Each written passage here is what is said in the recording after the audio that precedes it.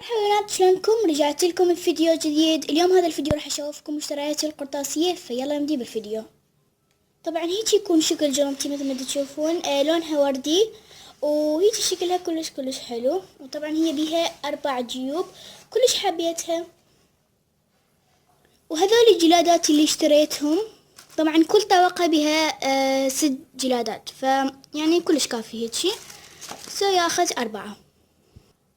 اما للمحافظ فاشتريت هاي المحفظة، هيك يكون شكلها كلش حلوة وكبيرة.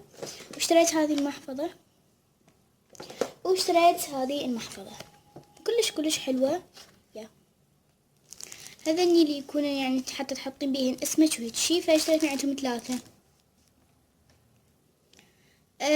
هذا اللي يكون هيك يعني ملف، ما اعرف شنو يسموه الصراحة، بس هو كلش حلو ومفيد، وتقدرين كل شي تخلين بيه.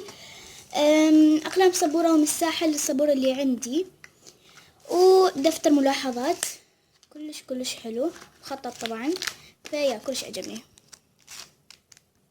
هنا هذه الفواصل مال الكتب، ومسطرتين، واحدة طويلة واحدة صغيرة، مقطاطع وأقلام رصاص. وهذه يعني الميدالية كلش حبيتها. جواريب للمدرسة مفيدة للشتاء، يعني أكيد، يعني هي المدارس بالشتاء. هذين دفاتر عندي، هذا انجليزي نقشته كلش حبيته، وهذا طبعا جلدتهن. وهذا الخشبي كلش حبيته. وطبعا هذا الكبير، اعتقد انه حخليه رياضيات لان شكله كلش حلو كبير ويفيدني. قلم جاف، وهاي يعني اقلام جاف ملونة كلش مفيدة ولماعة.